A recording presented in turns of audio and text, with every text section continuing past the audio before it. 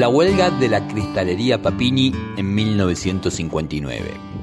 El conflicto comenzó en la empresa Nueva Cristalería Papini Hermanos, de Avellaneda, en la que los trabajadores quisieron impedir una maniobra patronal con la cual se pretendía cerrar la fábrica y dejar a la calle a más de 1.200 obreros, algunos de ellos con una antigüedad de más de 30 años. El problema comenzó cuando la patronal, en un acto evidentemente de provocación, quiso cerrar una de las secciones de la empresa, desconociendo luego la resolución del Ministerio de Trabajo y Previsión de la provincia de Buenos Aires, que declaró legal el conflicto y ordenó la reposición del personal en la sección correspondiente hasta que se arbitrara una solución. La empresa también se negó, pese a la decisión ministerial, a pagar a los obreros los salarios que les correspondían por tiempo trabajado. La misma patronal tenía en su haber el cierre de otra fábrica, Picardo, y que un grupo de trabajadores que integraban el personal de Papini Hermanos había iniciado una huelga de hambre para oponerse a esa política, que intentaba sembrar el hambre y la desocupación entre los obreros. Como parte del plan de lucha, se celebró frente al edificio de la firma Papini Hermanos un enorme acto público organizado por los trabajadores.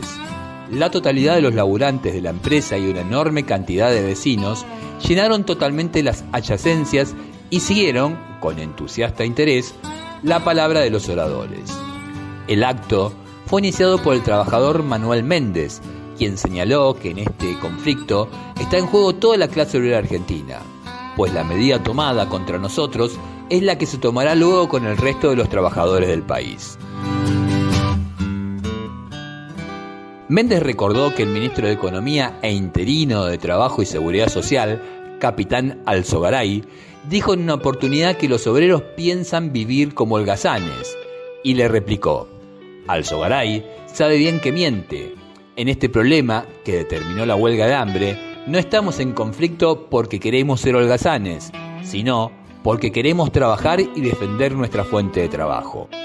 Afirmó luego que los patrones comercializan el esfuerzo obrero.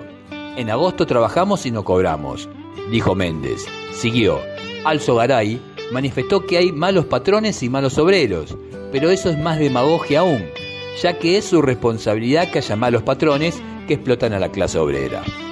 La bandera argentina está baja y la de la piratería subida, la que representa a los capitales norteamericanos que invaden el país, expresó el delegado Méndez, quien afirmó a relón seguido: estamos hoy, aquí presentes, hombres que peinamos canas y recordamos los tiempos que luchamos contra los cosacos en Avellaneda. Creíamos que estos tiempos habían terminado, pero ya vemos que no es así. Hoy volvemos a tiempos peores que aquellos. Osvaldo Gavini, también obrero de Papini, fue otro de los oradores. Agradeció las donaciones de dinero y víveres ofrecidas a los trabajadores de la empresa por el vecindario, los obreros, las instituciones y hasta el comercio de la zona. Se refirió a la política de despidos que se está ejecutando en toda la República. Esa política que comenzó en Papini, manifestó, seguirá en todos los gremios. Señaló que para frenarla en ese establecimiento sería necesario cumplir 3 puntos: unidad, movilización total y espíritu de solidaridad. Con estos 3 pilares, concluyó, lograremos el triunfo. Firmes y adelante que venceremos. Hace 37 años esto era un simple taller, afirmó. Hoy es un establecimiento que ocupa 4 manzanas. Eso no es obra de la patronal, sino de los trabajadores reunidos aquí en esta asamblea.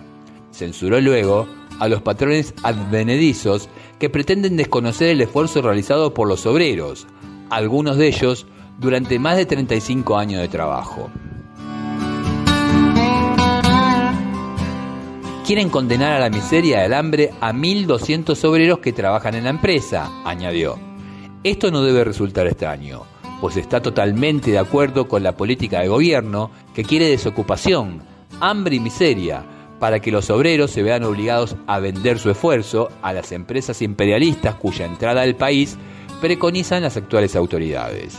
En este conflicto de Papini se practicó la ley del embudo, porque cuando los trabajadores hacen huelga, como los días 23 y 24, el gobierno los persigue y los encarcela, mientras los patrones cierran sus fábricas negando el trabajo a los obreros y el gobierno se cruza de brazos y encoge los hombros. El conflicto de Papini no es local, tiene proyecciones y significancia para toda la clase trabajadora, pues este problema es el problema en el cual se pretende involucrar a todos los trabajadores argentinos. Pero los patrones y el gobierno ignoran que los obreros no son máquinas ni esclavos, sino que son hombres dispuestos a defender su dignidad, y aquí en esta magnífica asamblea está la respuesta que dan a la maniobra los trabajadores de Papini.